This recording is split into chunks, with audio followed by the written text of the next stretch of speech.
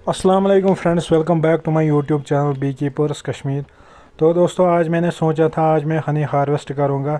फिर जब मैंने फर्स्ट लाख है को खोला, उससे हनी हार्वेस्ट किया 4-5 छत्ते जब मैंने हार्वेस्ट किए, तो उससे आगे वाले जो छत्ते थे उनमें थोड़ा सा ब्रूड था।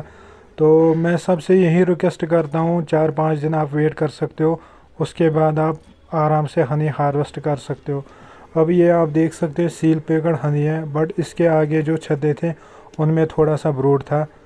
तो वो ब्रूड जो है वो डैमेज होता है, फिर इसलिए मैं आप सबसे रिक्वेस्ट करता हूँ कुछ दिन वेट कीजिए, 5-6 दिन, फिर उसके बाद हनी हार्वेस्ट कीजिए। Thanks for